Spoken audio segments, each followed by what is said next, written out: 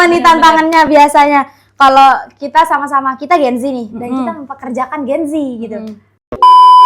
Peluangnya PNS itu mungkin Minim gitu ya? ya mungkin 1/1000 gitu. Jadi kalau kita nggak berwirausaha mau dapat dari mana? Masa mau semuanya jadi PNS?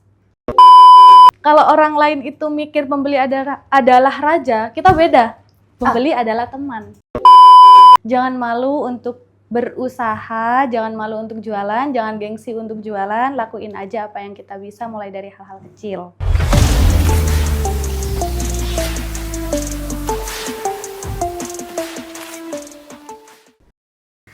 Assalamualaikum warahmatullahi wabarakatuh, Tretan Klik Madura. Kembali lagi bersama saya Imdat Faiha dalam program Ngulik Ngobrol di Studio Klik Madura. Hari ini kita tidak lagi membahas tentang Gen Z ya, tapi kita tetap seputar Gen Z, yaitu generasi Z yang berwirausaha. Gak hanya di bidang kuliner, tapi banyak hal lagi. Dan saat ini sudah hadir di Studio Klik Madura, owner Itzy Hair Store. Kalau teman-teman Semenep di wilayah Semenep tahu, Itzy Hair Store ini merupakan toko kosmetik atau kecantikan terlengkap di Kabupaten Semenep.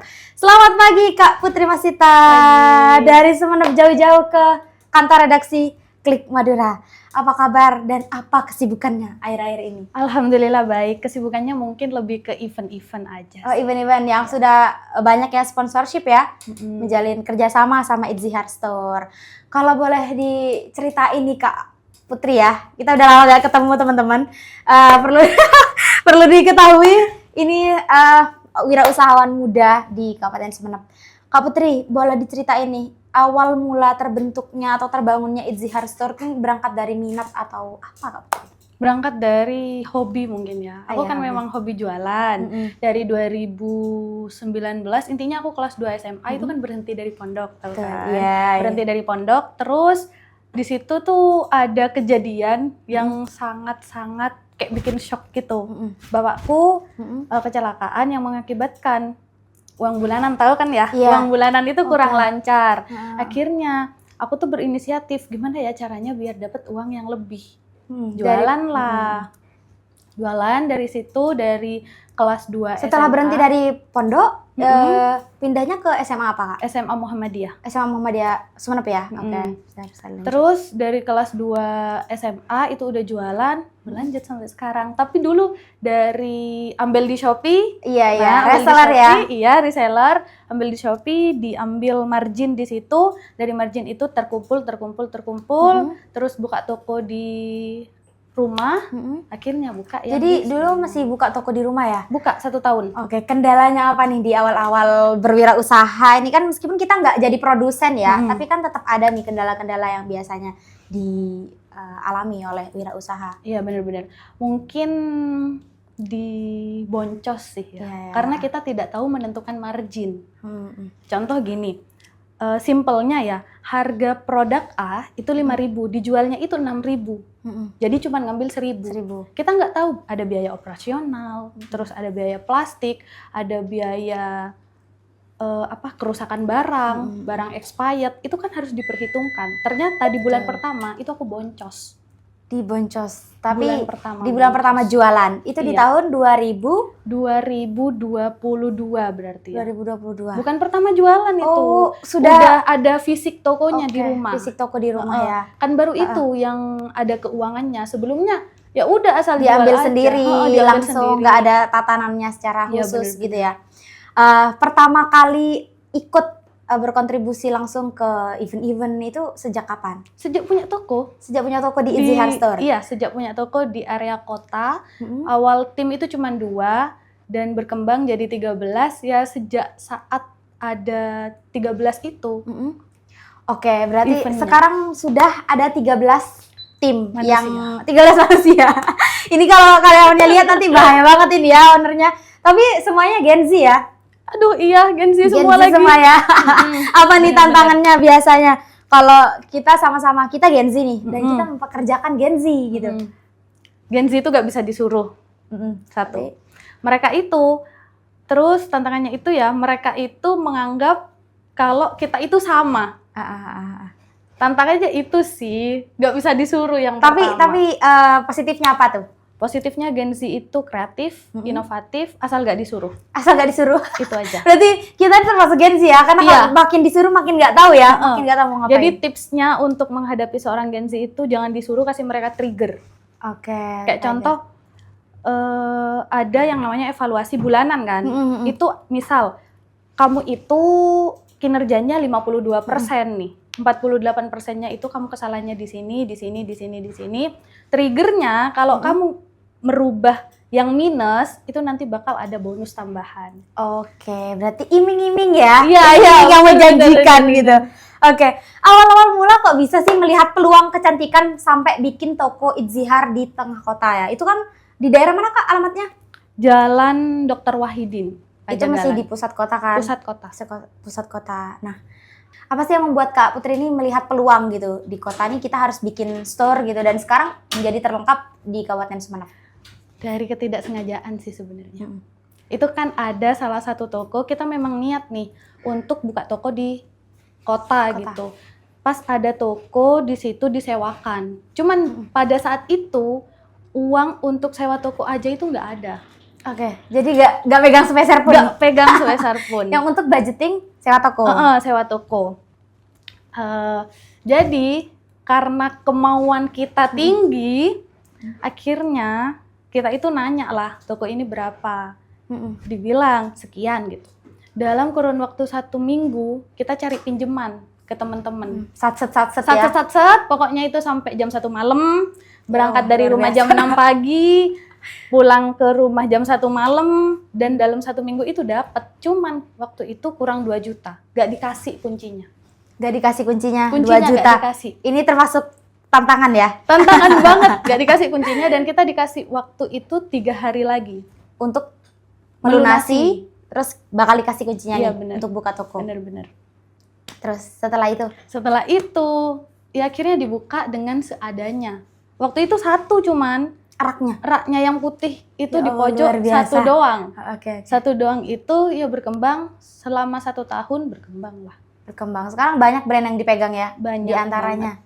Ada Implora mungkin. Terus Hanasui, siapa sih yang nggak tahu sama Hanasui? Iya, betul. Terus Scarlett. Brand ala Gen Z ya, yang Scarlett. FOMO gitu. Nah ini juga nih, FOMO. Nah biasanya Gen Z ini kan sering FOMO ya. Kita sering FOMO dengan adanya skincare baru. Dan pasti menjadi peluang nih buat toko skincare untuk memasarkan produknya. Nah strategi pemasaran apa yang Kak Putri gunakan sama tim? Produk FOMO. Itzihar. Iya, produk FOMO yang viral gitu di TikTok. Produk FOMO tuh sebenarnya sulit untuk didapatkan. Oke, jadi stoknya cepat habis gitu ya? Stoknya cepat habis, demand-nya tinggi, permintaannya tinggi, terus orang yang beli juga tinggi. Tapi supply-nya itu sedikit. Dan lambat gitu ya? Lambat. Itu ya, kalau ada produk FOMO kita ridikan nggak banyak sih. Paling di bawah 1 lusin aja. Nah, cara memasarkannya itu supaya orang tertarik untuk beli produk ini di toko kamu kan banyak tuh, kita mungkin banyak reseller lain yang mungkin langsung ngambil dari Shopee gitu. Cara memasarkannya media. Kita ada sosial media sendiri ya? Media TikTok, Instagram, rata-rata orang tahu Itzihar itu dari media. Dari media? Berarti brandnya ini dikelola sama tim media khusus ya Kak Putri? Bener. Dari awal memang Kak Putri sendiri yang bikin konten gitu. Oke. Cara memanagenya gimana tuh waktu awal-awal bikin konten sambil jualan juga? Mungkin karena suka ya. Jadi happy. Konten creator. Konten creator gitu ya. Ini mana nih yang sering mengundang-undang Itzihar Store? Bisa dilihat di balik Itzihar Store. Sebenarnya ada kreator tersembunyi gitu. Iya bener. Bener. Suka live juga ya Kak? Ada otaknya gitu di balik semua video itu. Video TikTok yang dipromosikan sama Itzihar Store. Untuk mengawali bisnis tentu banyak banget resikonya yang harus diambil, dan sebagai anak-anak muda ya, kita belum umur 25 kan? Iya. Sebenarnya banyak tantangan yang harus dihadapi, resiko yang harus diambil, ketakutan yang harus dihadapi gitu. Kira-kira cara memanage kepemimpinan tim itu gimana sih Kak Masita? Mungkin ya, kalau kan itu kita sama-sama kan, itu kan termasuk kendalanya ya kalau kita sama-sama bekerja di ranah Gen Z. Aduh, kalau itu masalahnya gimana ya? Nggak tahu juga ya ilmunya, karena ini kan made by pengalaman. By pengalaman aja? Iya, pengalaman. Kalau ilmunya blast, nggak tahu kayak gimana, cuman sepengalaman kita tuh kalau untuk memanage Gen Z, itu jangan disuruh. Gen Z itu paling nggak bisa disuruh, paling nggak bisa dibentak. Jadi kalau mau memanage mereka, kita itu harus face to face. Nggak bisa yang berlima dikumpulkan dalam satu ruangan terus kita bilang kamu harus begini, kamu begini, kamu begini, kamu begini, kamu begini, itu nggak bisa. Tegur by lama gitu ya? Apa metode lama iya, orang bener. gitu? Jadi per orang targetnya itu akan berbeda karena kapasitas yang mereka miliki itu beda. Makanya cara manage per orang itu beda sesuai dengan karakteristik masing-masing. Sesuai dengan kemampuan mereka ya, Kak? Iya. Ada timnya, ada apa aja tuh? Untuk di bagian gudang ada 2, yang jaga tokonya 4, terus kepala tokonya 1, grafis 1, media 1, talent 3, keuangan 1. Wah, luar biasa. Nah, keuangan ini yang sulit ya? Ini Iya. masuk finance ya? Iya, finance. Jadi mereka gajian tiap bulan nih. Tapi kadang-kadang kan namanya wirausaha ya, ada aja stok yang mau dibuat stok, yang mau dibuat operasional, yang juga penggajian. Cara mengelolanya nih Kak Putri. Kita tahulah ya, bahwa sekarang tuh sedang tinggi-tingginya kita tuh daya beli untuk membeli sesuatu. Pasti merasa ini kurang banget gitu, padahal dengan pekerjaan atau jam kerja yang segitu gitu. Apanya ini? Cara pembagiannya? Pengelola keuangannya. Mengelola keuangannya. Jujur saya nggak tahu sih, karena kan ada timnya sendiri. Tim finance-nya ini. Iya. Jadi pasrah ke Cuman ngelihat aja sih kayak, oh margin bersih bulan ini sekian. Ini udah dipotong sama operasional gitu aja sih. Taunya. Oke. Salah satu pesan buat anak muda untuk tidak takut berwirausaha ataupun menjual produk mereka nih apa? Kan kadang anak-anak tuh malu ya kalau untuk menjual produk mereka. Jangan gengsi. Jangan gengsi. Kenapa tuh? Soalnya banyak orang yang gengsi kayak untung cuman 1.000-2.000 ngapain aku jualan. Kayak mereka itu lebih memilih kerja kayak jadi PNS. Sedangkan tahu sendiri kan peluangnya PNS itu mungkin minim gitu ya. Iya, mungkin 1/1000 gitu. Jadi kalau kita nggak berwirausaha mau dapat dari mana? Masa mau semuanya jadi PNS? Oh iya sih, benar juga. Jadi jualan aja dulu, meskipun untungnya Rp100, Rp200, oke nggak? Untuk batu loncatan, siapa tahu menjadi bisnis yang berkepanjangan gitu ya. Siapa tahu jadi yang utama kan? Oke, daripada jadi yang keterbelakang. Kak Putri, ini ada titipan pertanyaan dari akun TikTok di Kak Putri ya. Seberapa penting sih peran sosial media dalam perjalanan bisnis kecantikan? Dan platform apa yang paling efektif untuk mempromosikan produk? Penting banget, 1000% penting. 1000%. Sekarang kan kita nggak bisa nih memasarkan secara offline gitu ya. Karena toko offline akan kalah sama toko online. Tapi toko offline berpeluang untuk besar, untuk lebih besar daripada online ketika memanfaatkan sosial media. Selama ini yang paling works itu TikTok sih. TikTok ya, karena cepat ya. Cepat. Ingat gak? Ini throwback ya. Ingat pembeli pertama. Putri ingat gak pembeli pertama siapa waktu masih bikin toko di rumah? Enggak sih. Enggak aja. Pembeli adalah raja tapi kau tidak mengingatnya gitu ya. Ini. Kalau orang lain itu mikir pembeli adalah raja, kita beda. Pembeli adalah teman. Pembeli adalah teman. Iya. Oke. Bener. Sekarang save kontaknya Itzihar berapa nih? Lagi trouble sampai bulan Desember. Oke, WhatsApp-nya. Jadi sementara gimana tuh Kak? Instagram atau ada WhatsApp pengganti? Oke, jadi WhatsApp penggantinya di tim ya? Iya. Yang handle. Di tim. Kak Putri, di saat toko-toko lain ini berperang harga gitu ya, saling menjatuhkan harga biar produknya ini laku, apa sih strategi yang dilakukan Itzihar tim nih untuk tetap menaikkan produk itu tapi tetap dengan harga jual yang semestinya, sewajarnya gitu? Kalau menurut kita dan tim, perang harga itu adalah bad marketing. Ya, marketing yang nggak bagus gitu ya? Marketing yang buruk. Karena logikanya gini, kita itu harga produk 5.000 sama kita dijual 6.000, sedangkan harga yang ditentukan sama pusat itu 10.000. Iya. Nah, ketika nih ya, na'udzubillah, ketika barang itu expired, ketika ada sesuatu yang urgent kayak bocor misal, itu kan harus diperbaiki kan. Dikembalikan atau enggak gitu. Kalau cuman margin yang diambil 1.000, ada karyawan, ada produk yang expired, ada toko yang rusak, itu kewalahan yang ujung-ujungnya nanti gulung tikar. Betul. Nggak bisa survive gitu ya? Nggak bisa survive. Banyak yang kayak gitu, perang harga. Kalau untuk SDR sendiri itu menggandeng UMKM lain. Oke, menggandeng UMKM lain. Apa tuh pola strateginya? Pola strateginya itu tahu Alfamart, Indomaret kan? Iya. Ya seperti itulah bisa dilihat. Mungkin 11-12. Oke, jadi kita menggait UMKM sebagai mitra, bukan sebagai musuh gitu ya? Iya benar-benar. Karena bisnis sih sejatinya tentang pertemanan ya, pola pertemanan kita. Oke Kak, tren kecantikan apa sih yang lagi viral akhir-akhir ini?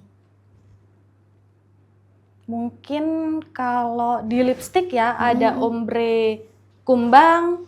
Tahu gak? Enggak tahu. Ombre batu larva. Taunya sekarang yang lagi viral tuh Paragon, dari Paragon, Wardah, Emina dan lain sebagainya. Oh itu. Iya, itu bukan viral sih.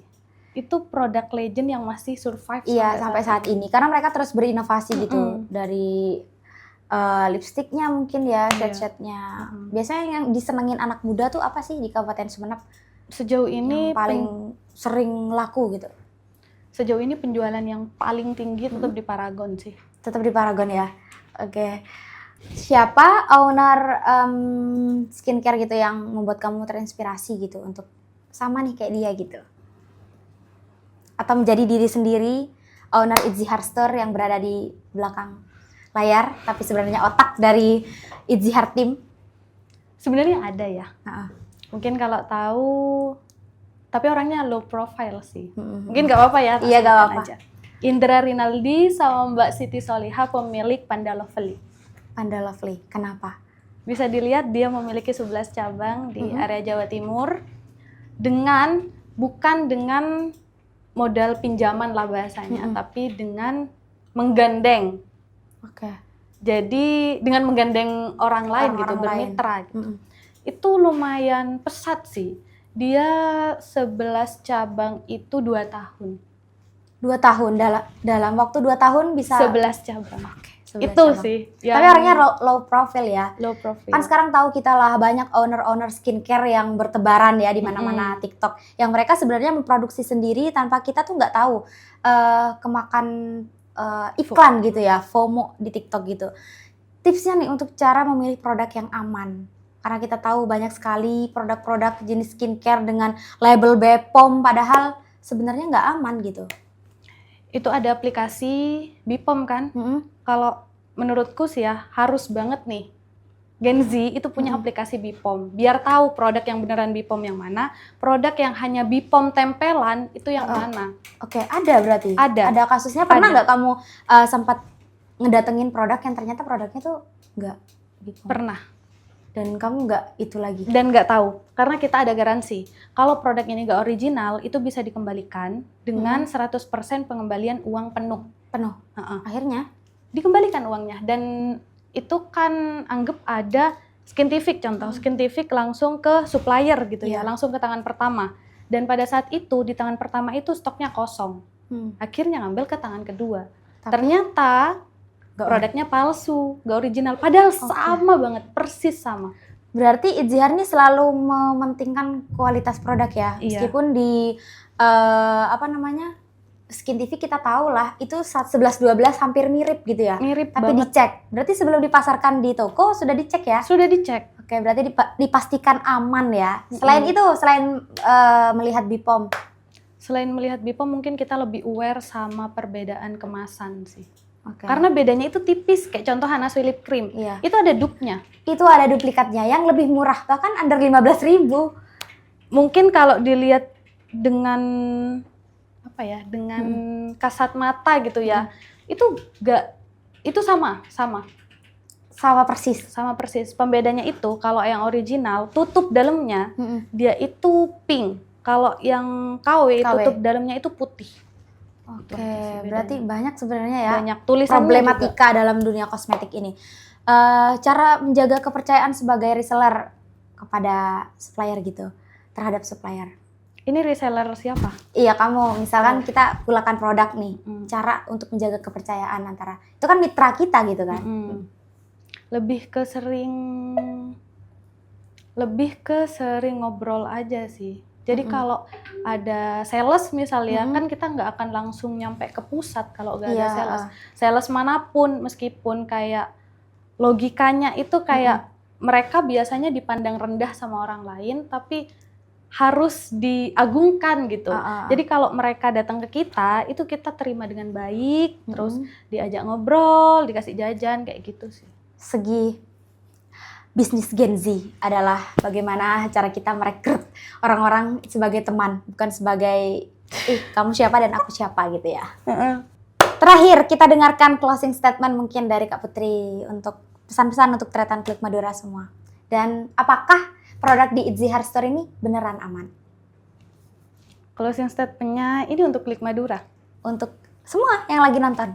Untuk semua yang lagi nonton, jangan malu untuk berusaha, jangan malu untuk jualan, jangan gengsi untuk jualan, lakuin aja apa yang kita bisa mulai dari hal-hal kecil. Terus produk di Itzy Hair itu terjamin aman 1000%. Kalau memang nggak percaya, boleh langsung dicek di Bepom.